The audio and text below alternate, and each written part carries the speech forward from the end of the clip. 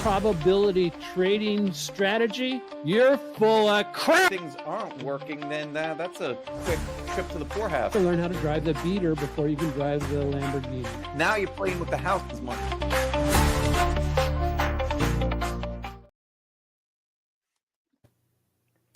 Oh, wow. Hey, did you know that trying to fix your system is maybe one of the worst things you can do? I know that blows your mind, but especially if your system's not broken, because when your trades stop working, the problem usually isn't your setups, it's you. You've drifted off course without even realizing it. And so today, we're going to help you fix yourself. Hey, Mike, how are we going to help people fix themselves without having to go to the vet? You said something real key right there in the opener, is that most of us don't realize it. And it makes perfect sense, right? Because if we did realize it, we would take immediate action to get back on course. But that's the thing, like these things tend to not happen immediately. It tends to be that you're off 1 or 2 degrees, but when you're off 1 or 2 degrees and you stay off 1 or 2 degrees for a period of time, you end up somewhere where you never even imagined. So can't wait to get into this topic, Dennis. So yeah, I mean, you know, and I think what's really cool is it doesn't take a rocket scientist to figure this stuff out. It really doesn't. And No. But the fact of the matter is, did you know that I was a rocket scientist? Were you really? Yeah, I was. No, I my undergraduate degree from the University of Texas is aerospace engineering. So I literally studied to become a rocket scientist, but then I flew for the Navy for several years. But what you know, we talked a lot about that on trajectories, because we would actually do the mathematics on the trajectories of, well, what's your trajectory to get out and you know, get out of the Earth's gravitational pull. And so there were certain angles and all that kind of stuff that you had to do, that certain velocities you had to be at. And the thing about it, really funny, if you were off like a half a degree here or a degree there, you'd wind up, you know, sometimes some very devastating things happening to you, like, you know, running into the ground and crashing, or blowing up your rocket ship, or whatever. And that's, I know in my trading life, I know I've been off course several times, and I have to continuously monitor myself to make sure that I'm not off course. But so our myth for today is kind of, if your system stops working, it's time to overhaul everything. And where did I stop following what already works? And you know, so let's just jump into this really quickly. You know, let's say you're having a slump, a trading slump, and every trader goes through having a slump. Yeah. And so oftentimes with traders, especially newer traders, they don't even know they're in a slump, but they just think all of a sudden it stops working, if it ever worked, and then they cast it out, throw the baby out with the bathwater, and say, I need a new system. Or it's always, the issue and problem is always out there. They blame the market, they blame their system, they blame that, they blame, where in reality, they missed the point, because the problem is probably staring them in the face when they look in the mirror every morning. And you know what? Well, just dawned on me that one of the big problems is there too. Most people that are out there that are trading, most of us don't have somebody else to hold up the mirror for us. Well, we're relying on ourselves to go in and look at in that mirror. When you're trading alone, when you don't have a coach or a mentor or a community or anybody else to hold up the mirror for you, and you're solely responsible to look in that mirror, it's one of the hardest things. It really is. And that's how so many of us can drift off course unknowingly until, you know, it becomes known. And that's a challenging spot. Well, the question I have, Mike, and I'll throw this back at you because I know that you've done a lot of work in this area, is Yeah. how do you know you're off course? One of the big ways that you end up finding that you're off course is when you take a look at your P&L and you start to see, wow, how did I get here? Well, That's that's one of the sad realities of it. But hopefully, in this session, we'll be able to give some keys about, well, how might I be able to find it out before it gets to that level? okay. And so you look at your P&L. P&L is one area you look at it, and how about a series of losses? In other words, you're trading a system that's got a 60% win rate, and all of a sudden you've had 7 losses in a row. That's another good one. It presumes that you know what your win rate is.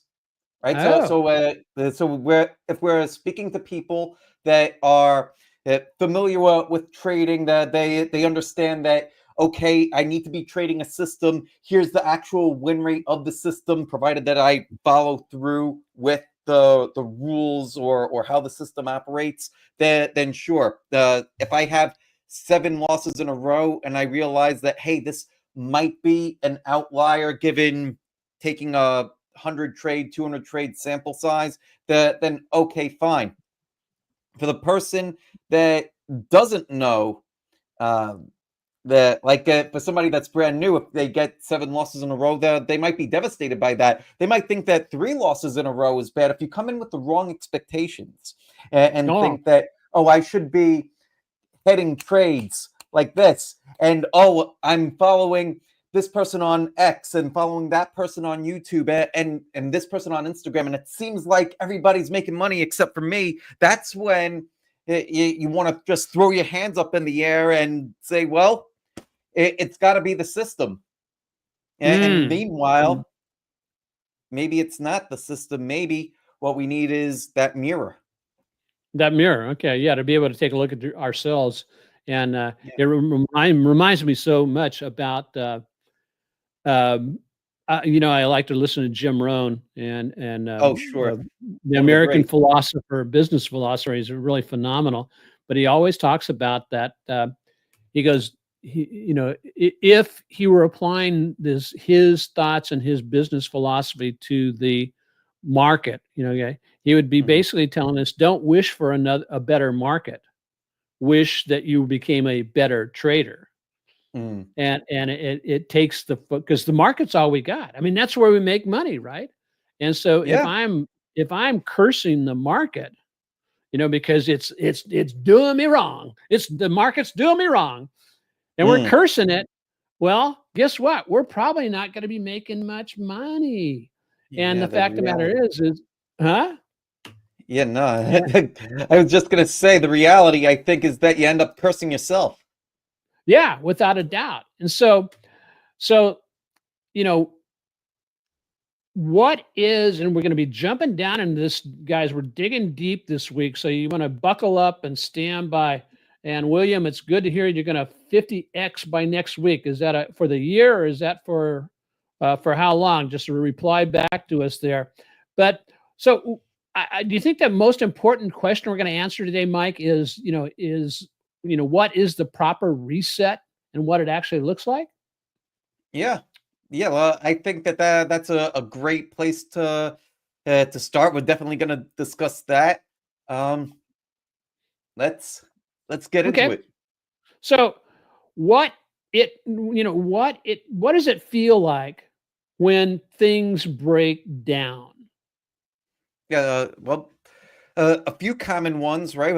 Most of the time when things break down, people are thinking negative, right? So let's start there. So feelings of frustration, feelings of hesitation, feelings of a fear of missing out. Those are all common things.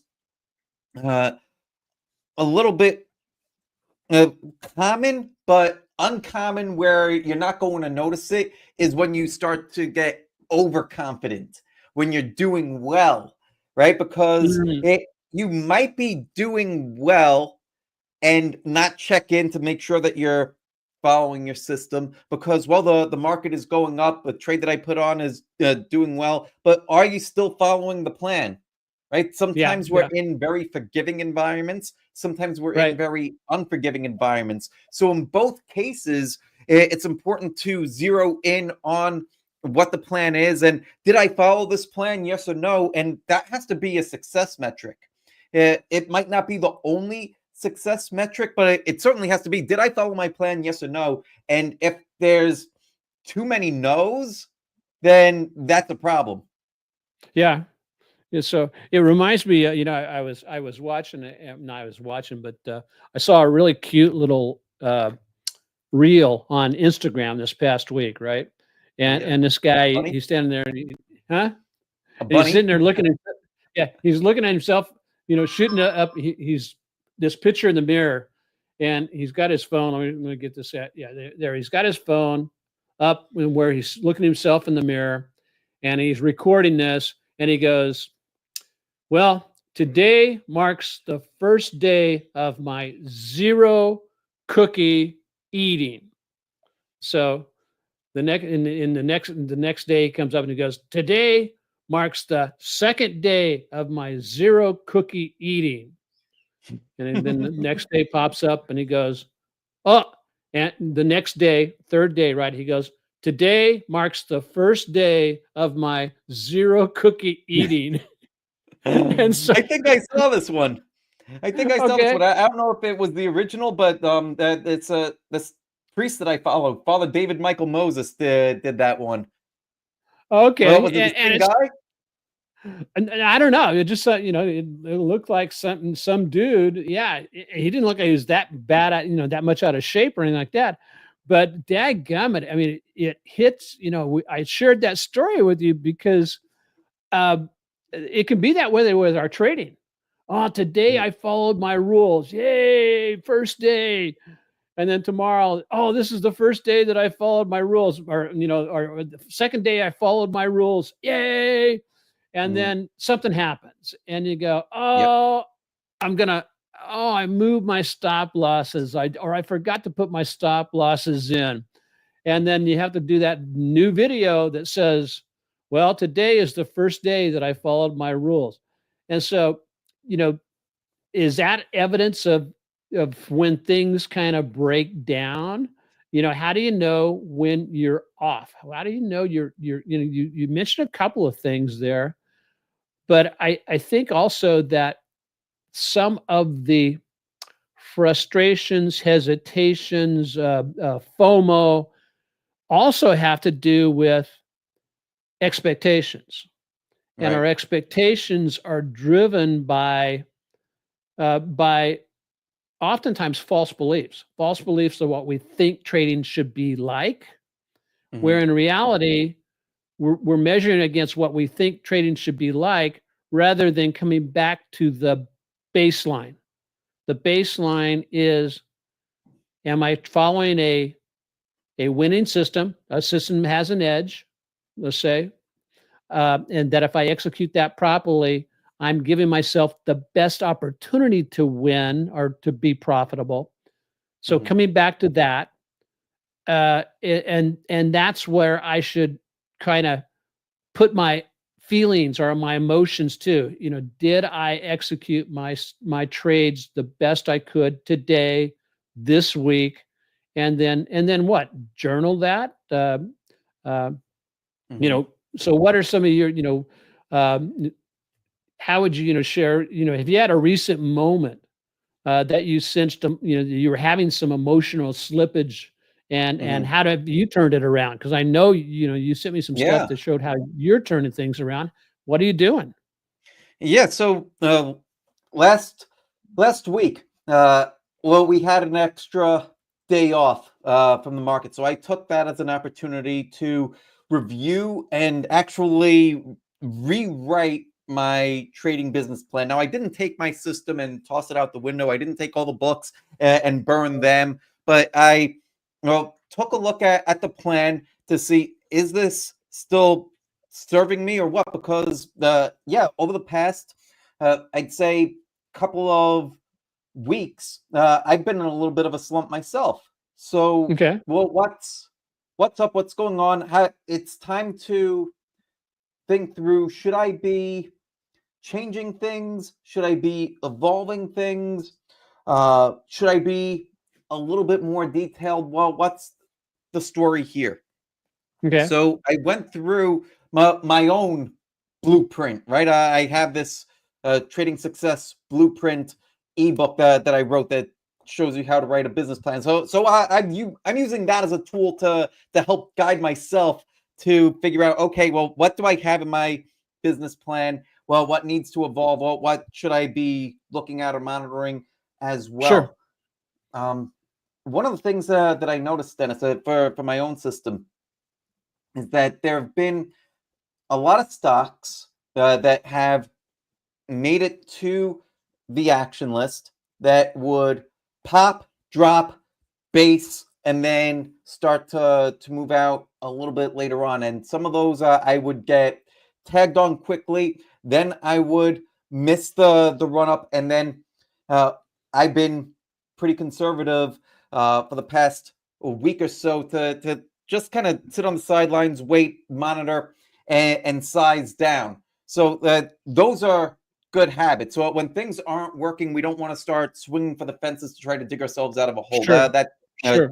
that's the wrong thing. But what I started to realize was that, oh, you know what I could do, and what I should do is start to monitor more of the trades that I didn't take, and Mm, that's good. the trades that I labeled as A plus setups, whether I took them or not, and how did they do the day of the breakout, the days following the breakout, and well, what was their performance like? Because that's going to be an excellent gauge of market health for me personally. And Sure. it's also going to show me, well, is it time that I should start to be getting back in? Should I start to be a little bit more aggressive, or should I be aggressively dialing things down? And so that's been eye-opening. That's been eye-opening. And so I've added that as one of the specifics now to my process, just as a simple checklist. Okay. Before we started, well, we had a brief conversation about checklists as well, and well, we'll see how much of that we might be able to weave in here. But uh, that's one type of checklist that I have added to my game plan, which is to say, Sure. okay, what stocks are breaking out? Monitor those day by day, checklist, and here it is. Sure. Yeah. And the thing about it is like, we were talking is, I believe in, everybody needs a it's almost like I think we need to answer the question, especially in this area, is what is the minimal amount that I need to make sure I don't miss anything? And so you mentioned, I'll show you the example of that. You were saying that some of the stocks you either got into or just missed the trade or didn't take the trade. You found Right, several weeks after, a few days after or several weeks after, it went ahead and took off, right? right. Well, somewhere, because this has hit me also, and so somewhere I did either one of two things. One is I basically just said, "Oh, I missed it. I missed it." I didn't think about this is when I was first trading. I didn't think about, "Oh, well, I should still watch that stock because it Mhm. could take off. It could turn around. Yeah, I got stopped out twice, but oftentimes that means it wasn't ready. It wasn't ready to come out of the oven yet for a trade. Right. And so cooking into man, all these cooking analogy, I must be hungry. Uh, so cooking the into that is part of my review, part of my checklist. My quarterly checklist looks different than my monthly checklist, looks different than my weekly checklist, looks Mm, different than my daily checklist, right? I right. don't want, 25 things on my daily checklist. I don't have time No. for that, but I'll cut it down. My weekly checklist, I don't have time really for 25 things. But I've identified the most important things that I need checking. And what I came away with was I need to be reviewing my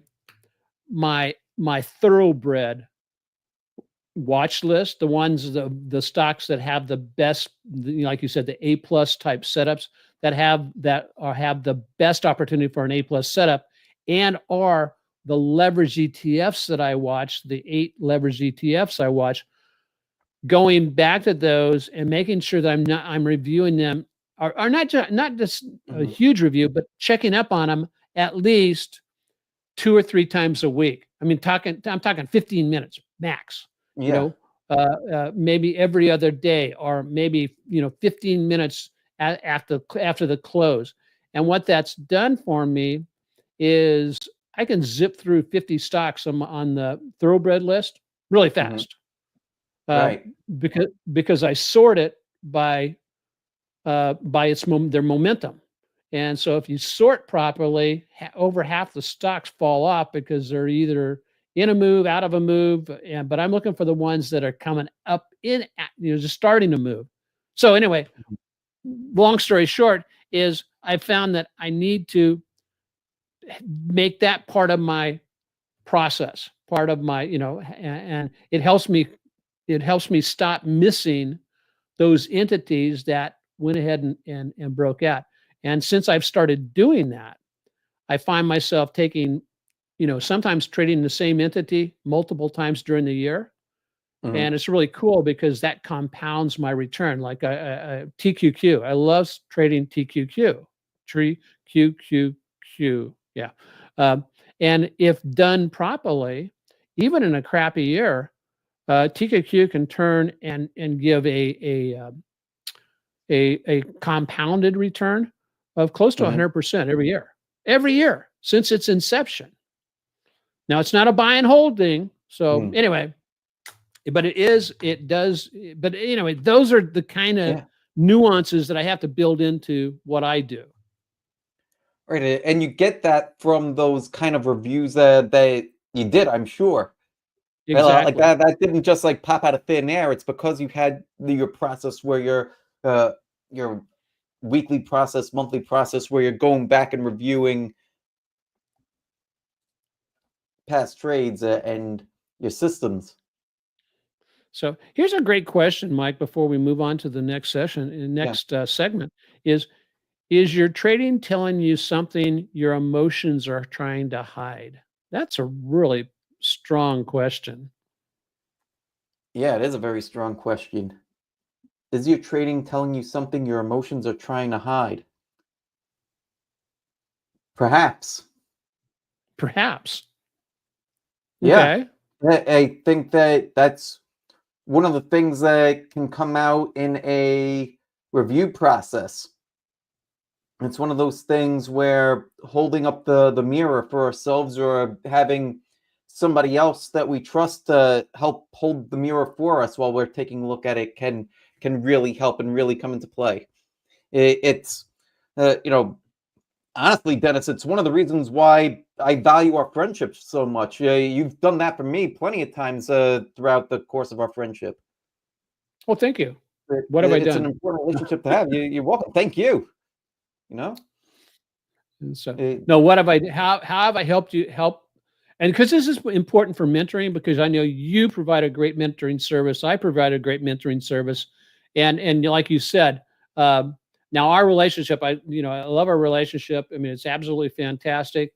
And the thing about it is we do speak into each other's life. I mean, Mhm. you've given me permission to speak into your life. I've given you permission to speak into my life and hold me accountable. And so, and that's what it looks like, holding up, for somebody to hold up the mirror for you. But oftentimes, for whatever reason, traders resist, or maybe it's just human nature to resist that. I mean, that Yeah. openness, that being humble enough to say, "Hey, can you help me out with this? Can you take a look at this?" I mean, what? So I just a thought. Mhm. Yeah, I Hey, think that thanks, Joe. it is a human thing.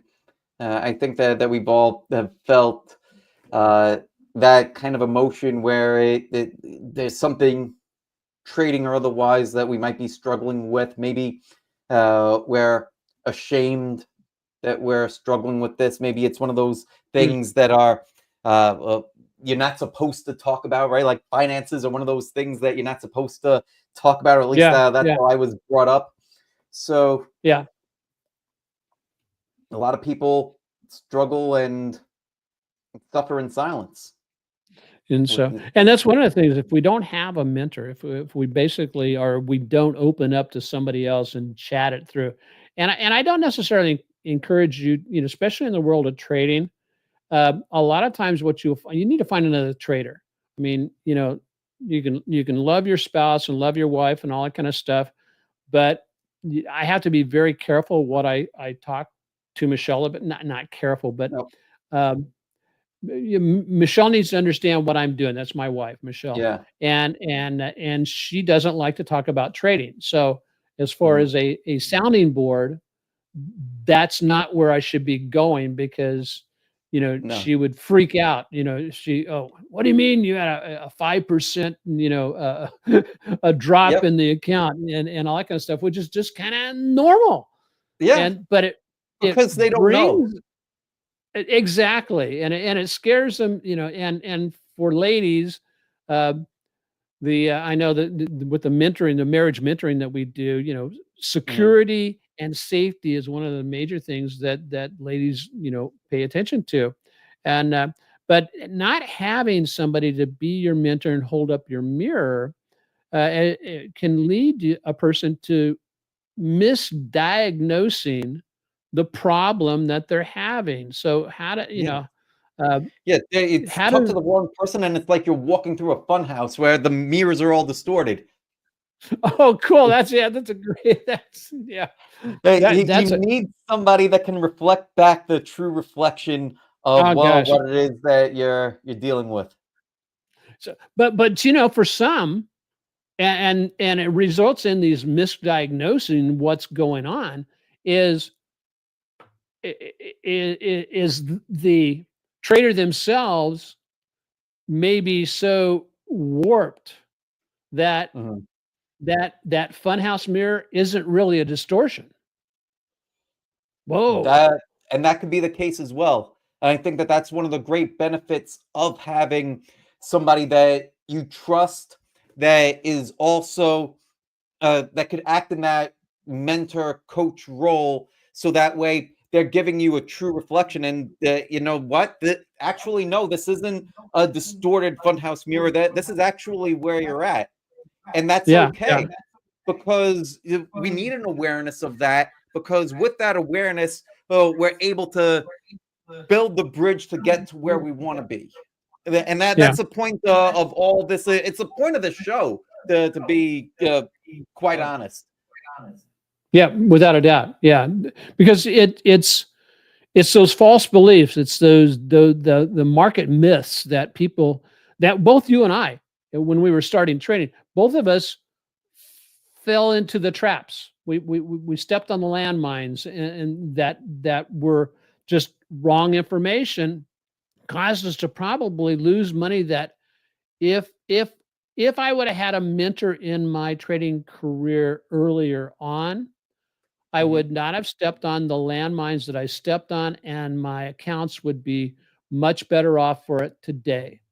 Yeah, and all that But time too, and all in that all the time. time, and so that and so by going it alone, I had to pay a tuition that was probably too high Mhm. um, for that. So how do you keep? So how do you, Mike? How do you work with people to help them not misdiagnose the problem, or why do traders misdiagnose the problem that they may be having? They blame market conditions. Oh, this chop is killing me. Oh, the volatility is bad.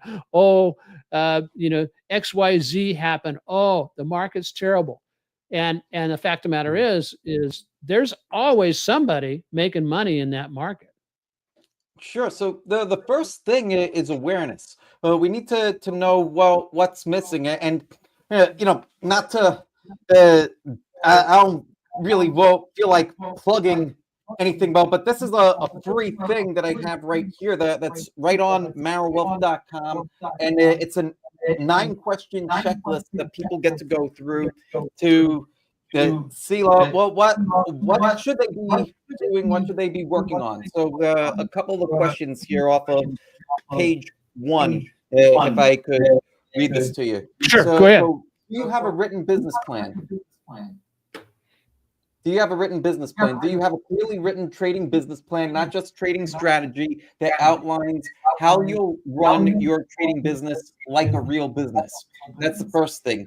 Second thing, risk and position sizing rules. Do you have clearly defined rules for risk per trade, position size, and total portfolio exposure? Do you have all that written out somewhere? Are you hearing a little bit of an echo? No. How about anybody else out there? You hearing an echo? No, we're good. No? All right. Monthly performance review. Do you track and review key stats monthly? Things like your win rate, your average loss, hold time, etc. A lot of people, well, even just those first 3 questions, if we're honest with ourselves, are you doing those things? Most people will say either needs review or it's missing altogether. Well, because we don't want to just have something that's kind of slapped together. We want to have something that's thorough, that's rock solid, that we can trust. So do we have these things in place? Because otherwise, well, we've got a trading hobby. And hobbies cost us money. They don't make us money. Well, we need a trading business, and that's what this checklist helps you with. So if people want to grab that on marilwolf.com, that's free. It's right on the homepage. That's awesome. No, and that's the thing that it brings up things for people to think about.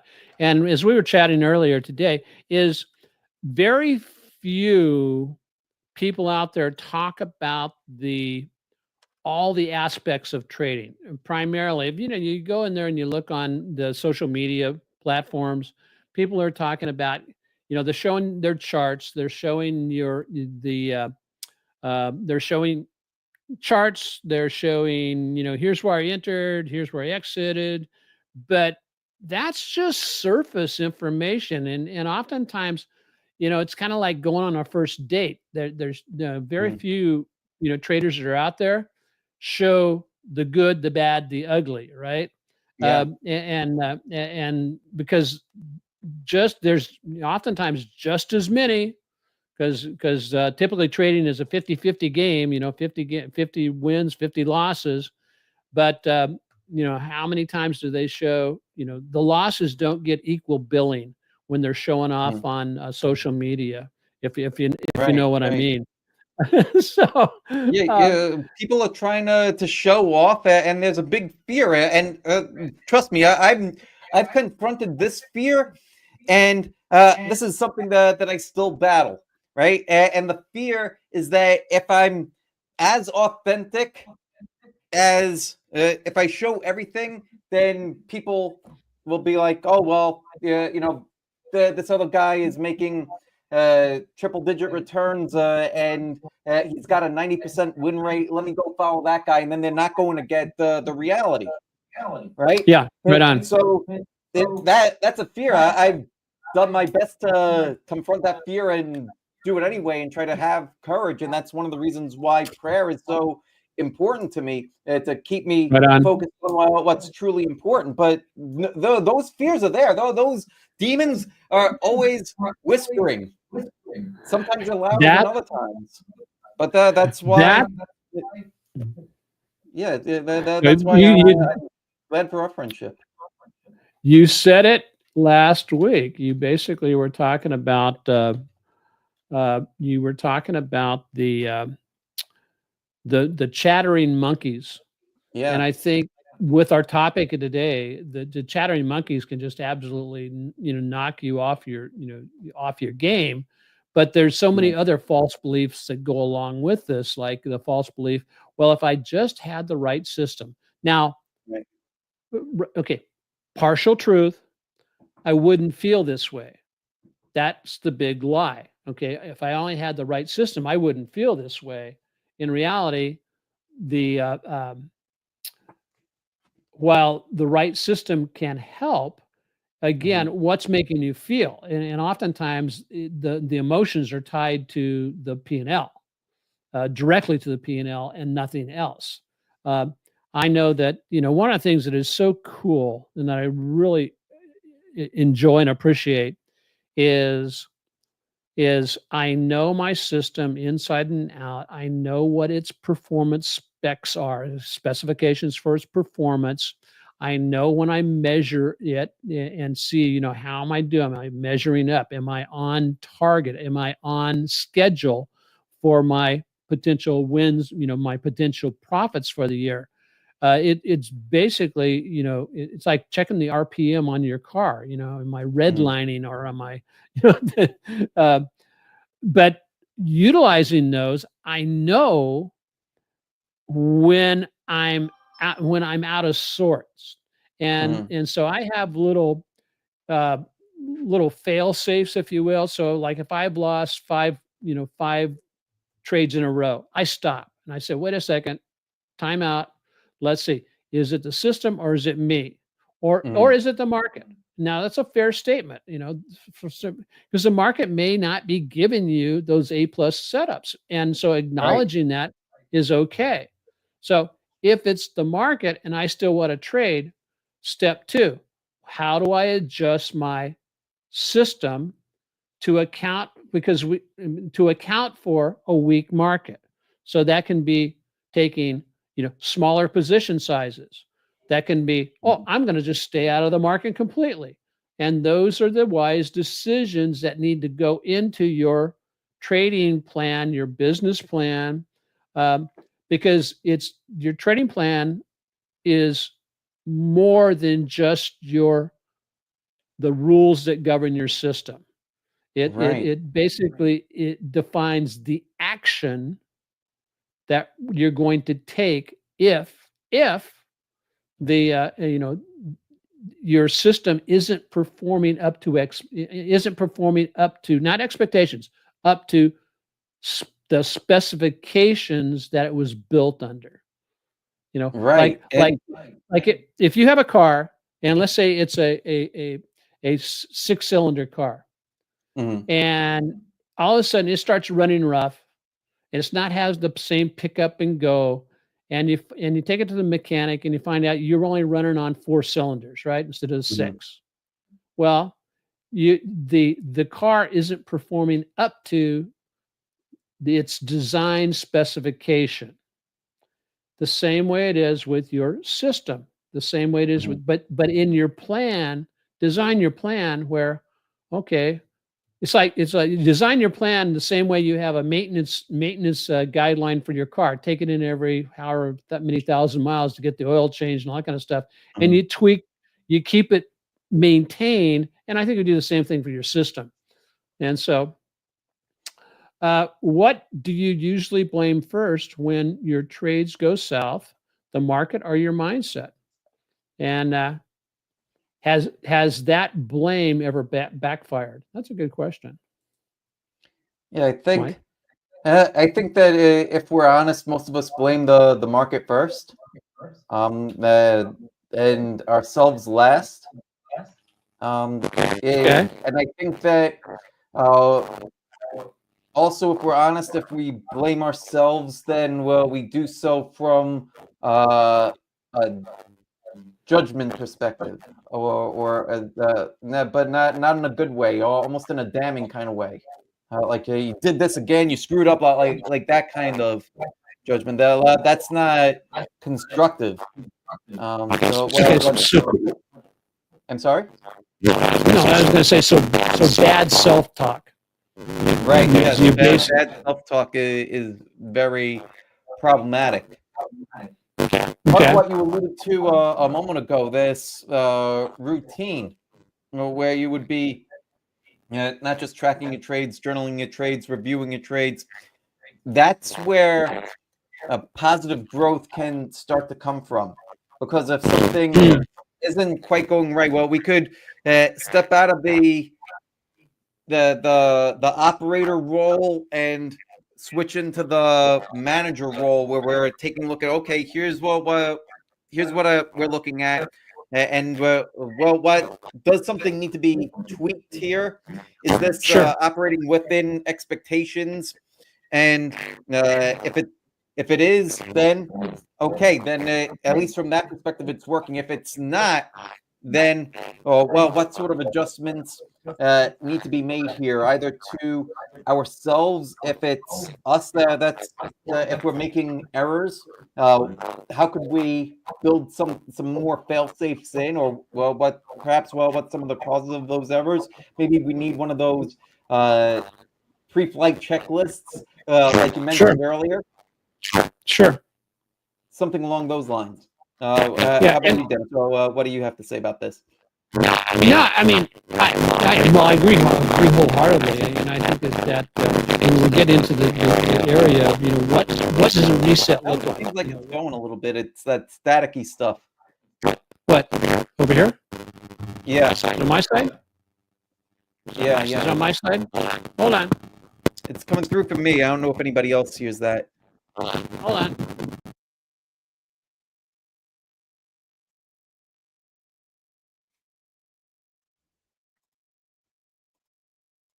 Yeah, well. All right. It looks like you're muted. Still muted. There you go. Don't hear you right now.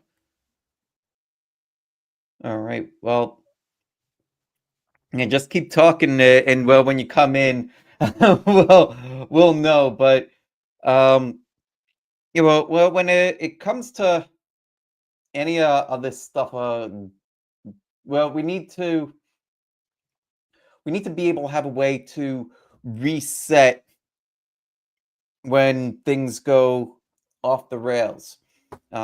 It's important to have resets. One of the things that I added into my trading business plan has to do with, what do I, not just my routine, but what do I do when things need to be reset? So a couple Yeah. of the things that there you are, Dennis, Okay. just in time. Now, yeah, because this is a very important part. And the thing about it is, after we do this, we're going to answer the other question: do you really need to reset? Yeah, which is very important. But go ahead, Mike. You were talking about the process of resetting. What a real reset looks like. Sure. So I had it loosely before. What I rewrote was a drawdown rules and recovery protocol. So here's what it is, straight from the plan right here. All right. So drawdowns are calculated on a rolling peak to trough equity curve movement, not on calendar periods. They reset only after a new equity high is made. So actively tracking the equity curve. So 3% drawdown off of the peak of the equity curve.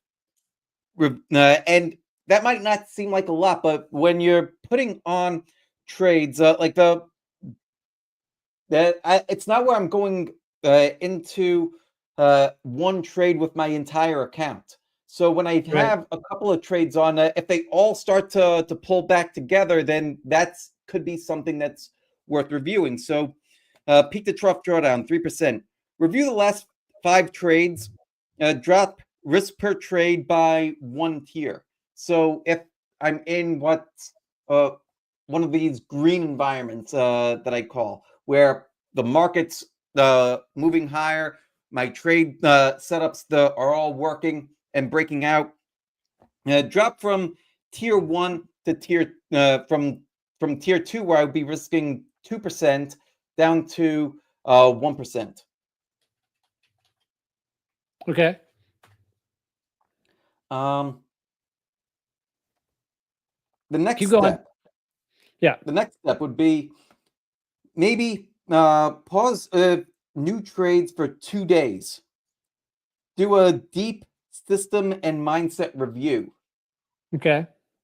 Right, that's if I find myself down 6% from the peak. Okay. 8%, that's when I would look to do a full strategy audit, right? And so this isn't just like a one and done type of thing. This is where, well, we'd want to continuously monitor and have a protocol for what we're going to do, when, how, and why. So if I Okay. find myself down 8% there, and thankfully that hasn't happened yet, but what if? Yeah, What if? sure. Full strategy audit, cut capital exposure in half, A plus setups only. Okay. Do you ever have a time where, okay, in those steps, Mike, is there a point where you say, okay, I don't trade? It hits this place. I do not, I stop trade. I stop taking on any new trades, and I adjust my stop losses up so that I'm protecting. I'm prepared to take risk off the table. Yeah, that's at the 6% level. So Okay. 6% off of peak equity curve high, 6% pause any new trades for 2 days. Okay. And so what happens? Okay, so how far do you go down? You mentioned 8%. Do you go down to 10%? Yep. Yep. Okay, At 10%, that's when it's the full system reset time. Base size, if I was still taking trades at this point, and at each time as well, there's a pause, right? So it's not where, oh, well, I paused at 6%. Now I'm in an 8% drawdown. Now let's just keep on putting trades on. No, like each time it's where you're pausing and getting progressively more conservative. okay, But at 10%, it's where something's definitely wrong. And so I'm looking to cut down risk, max risk, 0.5% per trade.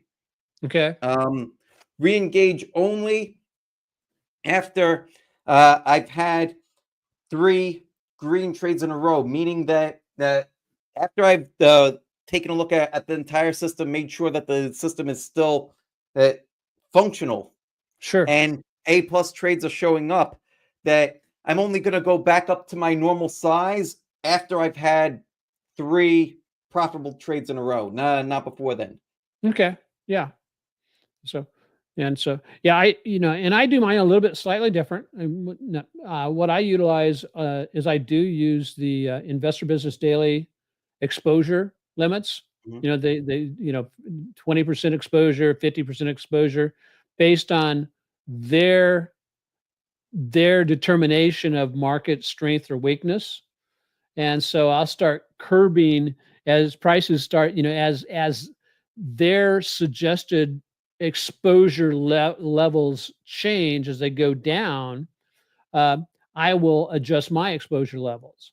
And, Mm, I don't do it exactly the same. Like I'll adjust my exposure level. When it first drops, I'll no more than three quarters of a full position size. When it drops down to the next one, no more than half position. And occasionally, I get down to a quarter position size. That's a quarter of a full position size. mhm, And occasionally, very rarely, do I get down to where I'm zero. Um, mhm, because like you said, I'm watching mine also is how am I measuring against the S&P? And so the right. S&P earlier this year was down like almost about 12, 13, 14%. Mhm, And when I compared my equity curve to what they were doing, okay, I was only down 4%. mhm, So 4% is within the parameters. And because we're talking, we're talking something very comparable. What you're talking about and what I'm talking about is is it's a performance parameter for me that I know that if I'm never risking more than 1 to 2% per trade, 1%, 1 or 2% of my total equity per trade, uh, that means that if it's 1% and I'm into 10 different positions, the max drawdown I'll have is like 10%. I think it's mhm, 10%. Maybe it's 5%. Okay. One or two. I know I figured out the math. Max drawdown will be 5%. Whereas if I risk 2%, yeah, I think it'd be down to like 10%. Doing the math on it, but the fact is the actual way I set my stops in place. Uh, while my max target for a stop is somewhere between 5 to 8%, Hmm. because I'm adjusting things and taking risk off the table after I'm in the trade and adjusting sometimes my trailing stops up. Uh, my average actual loss on a the things I get stopped out on is less than 5%. It's like four to 4.5%. And so Hmm. during the big drawdown, the S&P was down big, but I was within my parameters. And so that provides and gives me confidence that, yeah, I'm going in the right direction. And Hmm. so, and doing the right thing. Um, so the question I have out there for everybody is out there, just with a Y or an N, you know, does your system, do your trading rules, do you have a trading plan that takes these things into account? Just a Y or an N, if you would. I'd really appreciate that to see people what they have to say. So it sounds like, Mike, what you're talking about is you're doing both a emotional reset and a strategic reset, depending on the severity of where you find yourself at. Yeah, I think that these things go hand in hand. I think that, well, when things kind of go off the rails, that we're emotional creatures, we're human Yeah. beings, and well, when things go off the rails, I think that the we're all going to have some sort of emotional reaction to one degree or another. Some of us might be a little bit more emotional than the next person. I tend to feel emotions quite a bit. So uh, when I go and I make sure that the strategy is still in place, that's something that gives me a lot of comfort, right? Because Okay. that then it's like, okay, we're still stable here, and then that gives me the confidence to be like, okay, well, take that breath and reset the rest of the mindset, the Because rest of the psychology. Yeah.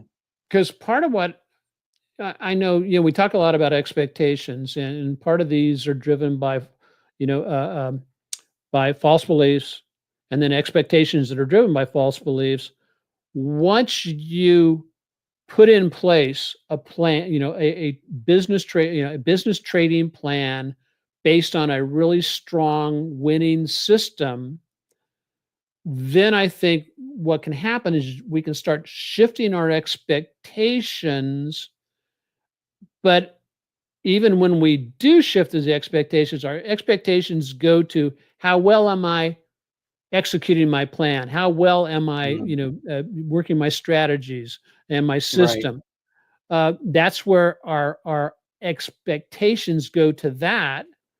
And as long as we're within the parameter, as long as our expectations are within the parameters of the performance of our plan, we're okay. But even so, sometimes some of the other things it's a hard time to get over is, well, I have to be in a trade. Well, I have to be Mm. trading, that Yeah. kind of stuff that that can and I think that ties in with what you said earlier about that negative self-talk. Sure. So And there's so many so reasons why we might feel that we've got to be in a trade. Whether yeah, we're trying, well, it could be that we feel like we've got to try to make money now.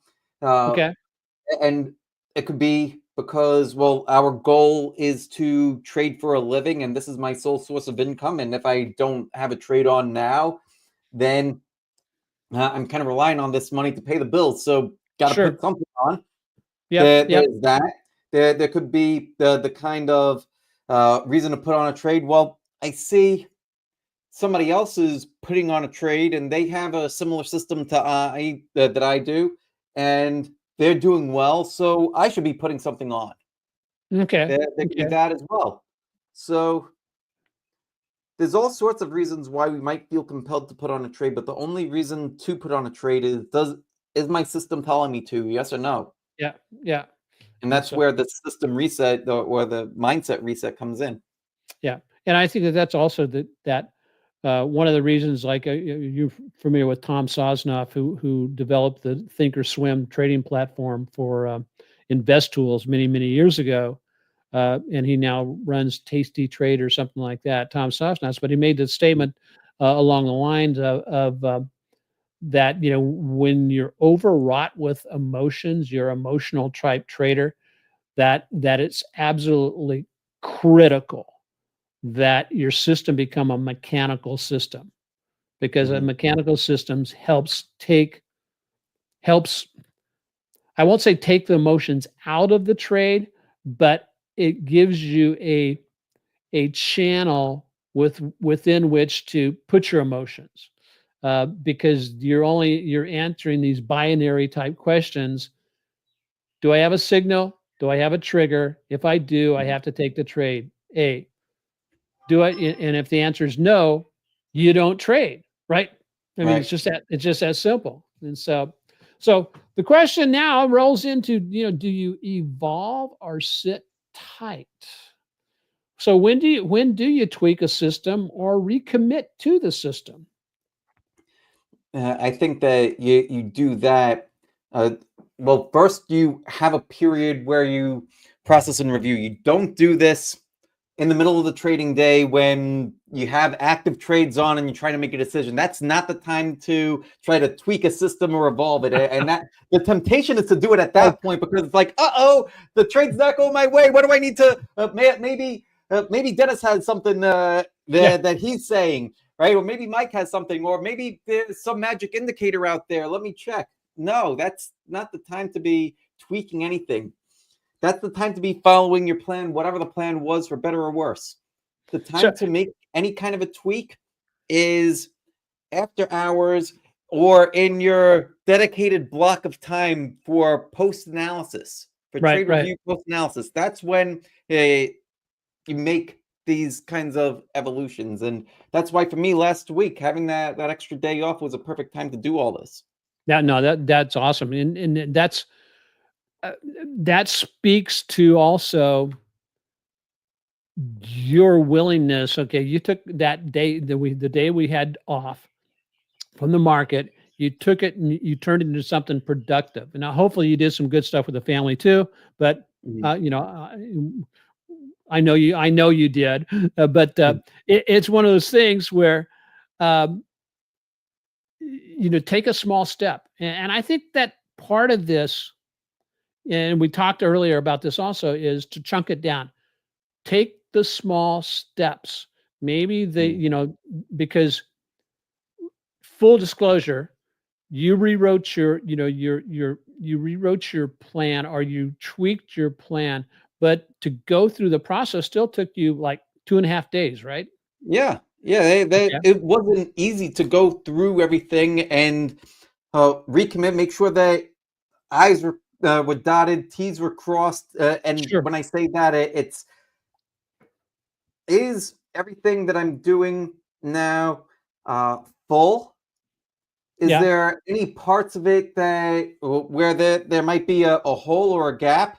Does it still match my beliefs? Does it still match my goals? Does it still match my ability to execute? Sure. And so, you know, the thing that I encourage people to do when they're taking on, because that's a big chore. Okay, you're let's just say you're building something that will last you a lifetime, folks. Do not take it lightheartedly. Do not go, oh well, I'll just do a half-ass type of attempt at it, because that will lead to failure. You Right. have, at the same time though, schedule it out over time. And it may be, hey, I'm going to work on my plan. I'm going to work on my strategies, my plan, my execution, and all that kind of stuff, pulling that all together. You know, I don't have 2.5 days in a row, Mhm. but I can spend a half hour tonight on it, Mhm. and I'll spend a half Yeah. hour tomorrow night on it, until you get it done And then you're ready to, then I think what that does for a person is they step to a higher level of trader. Mhm. They're well on their way, because what Mike did, spent 2.5 days doing, was to continue, the same as I. He was continuing a journey of practicing his craft of being a master trader, and it is a craft, and it Mhm. is, and it's not to be taken. Yeah, I don't want to be overly dramatic, but it is a craft, and and you have to treat it like a business. And so, um, da, da, da, da, da, da. So let's see, is we have to ask ourselves, is this, a market issue, system issue, or a me issue? And I would say that, you know, majority of time, at least in my experience, it's been a me issue, Mhm. because I have to say, even 20 years ago, when I first built my system, the system was good, and it is still good.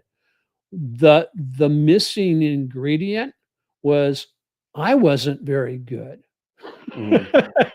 You know, I wasn't. I was horrid, um, in following my system, and so what I wound up designing was, I designed a system that works in any market condition, and it's just a matter of doing that and utilizing it. And the other thing I had to do is I had to learn what kind of trader I am. I had Mhm. and I remember taking the Van Thorpe's trader analysis tool Mhm.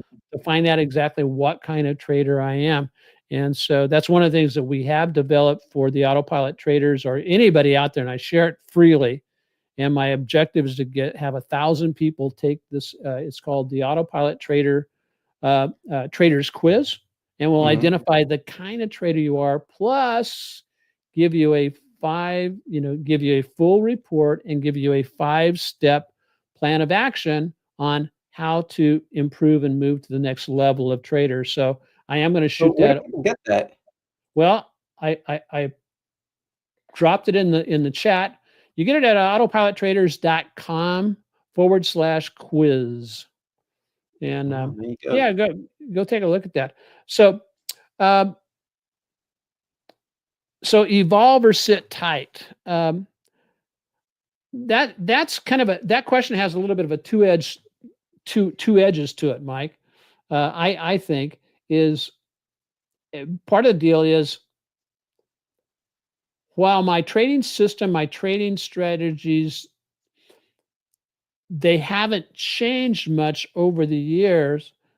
Mhm. There is an evolution that takes place with them to make it function better. That could be in the way I build my orders, to offer a higher fill rate, to Mhm. get into trades and all that kind of stuff. And so those are minor tweaks that I'm making, but I'm not changing my system. Mhm. Uh, so the issue of evolution. So I could sit tight Right. and just take what it gives me.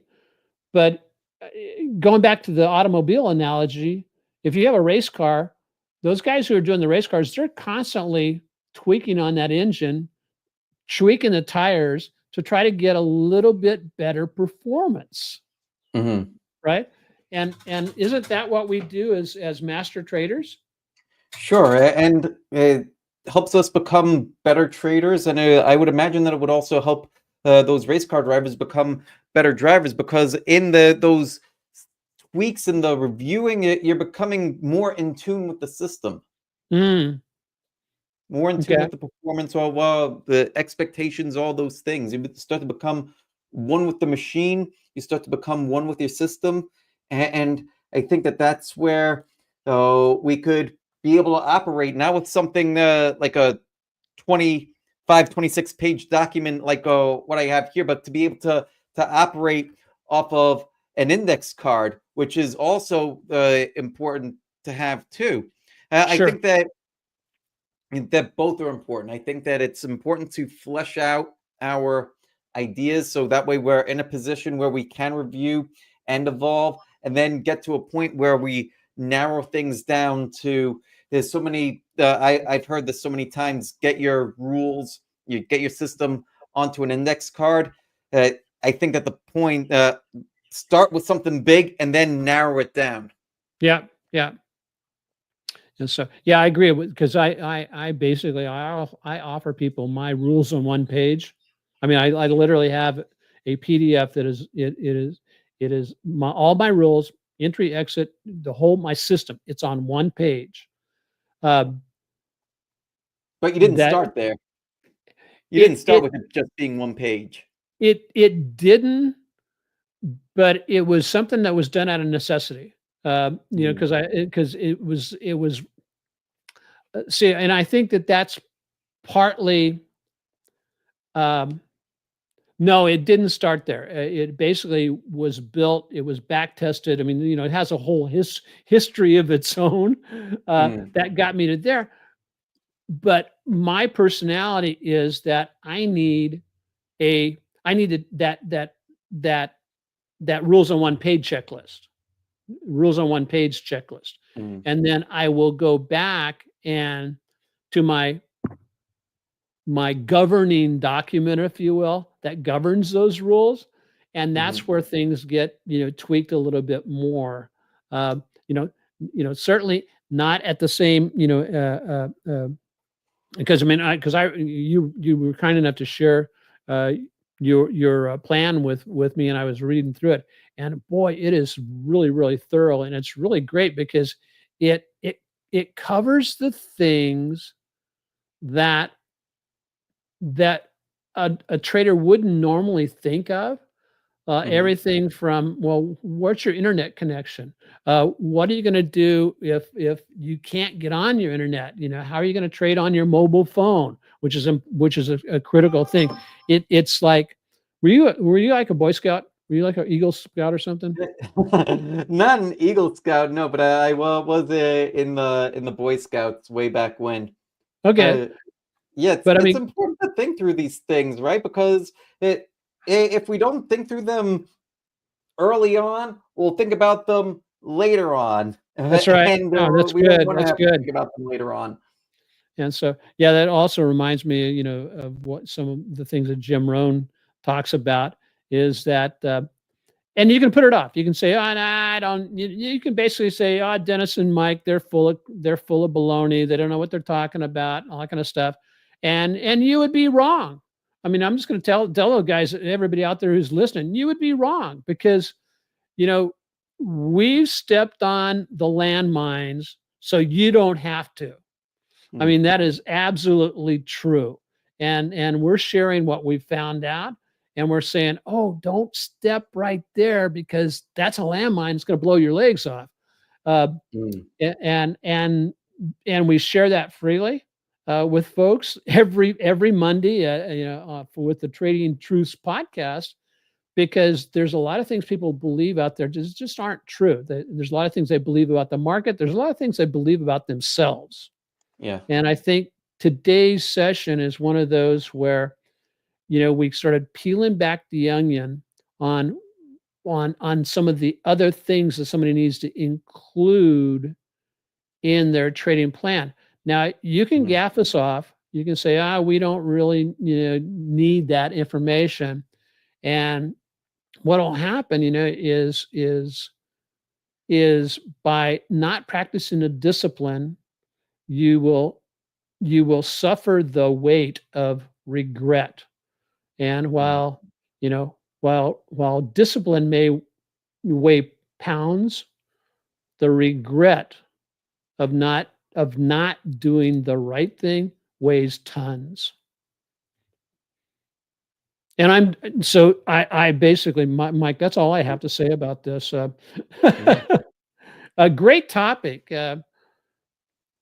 So when have you, Indeed. okay, so have you ever, last question in this area, when have you Oh, made a tweak too soon and what did it cost you? And what finally taught you to wait before you tweak?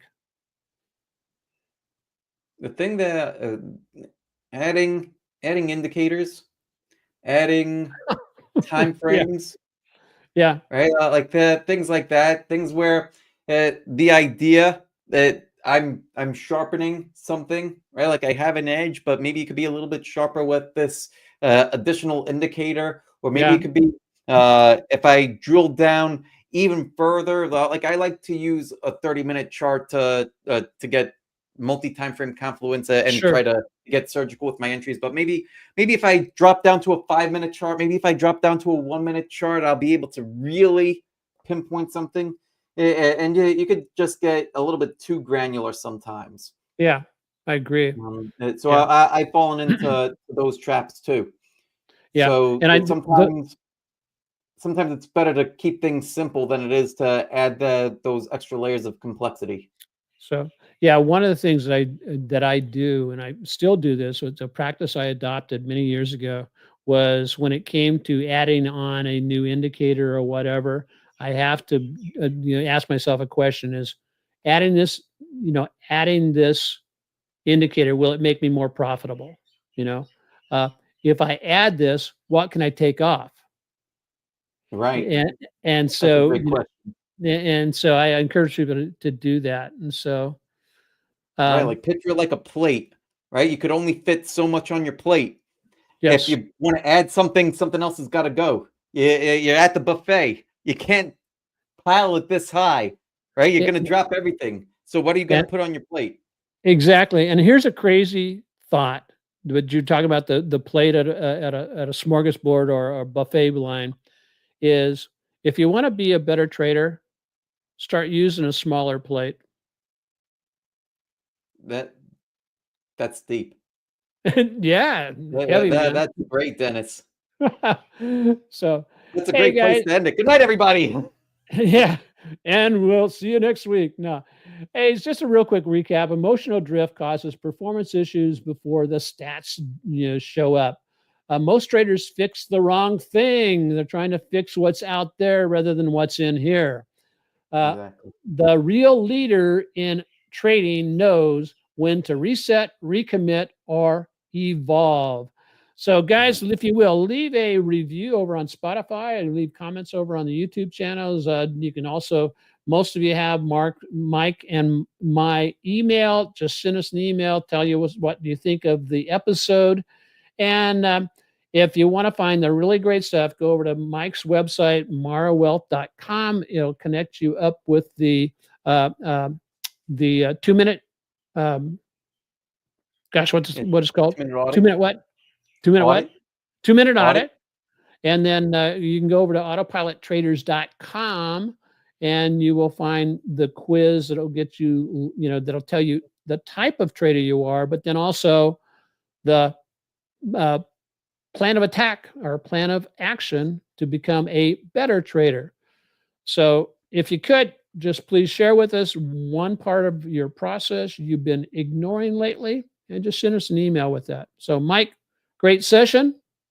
Yeah, And thank you, Dennis. Likewise, always learned quite a bit from our conversation. So thank you everybody that joined us, and I guess we'll see you next time. that's right. We say aloha and God bless everybody. Have a great rest of your week. See ya. God bless.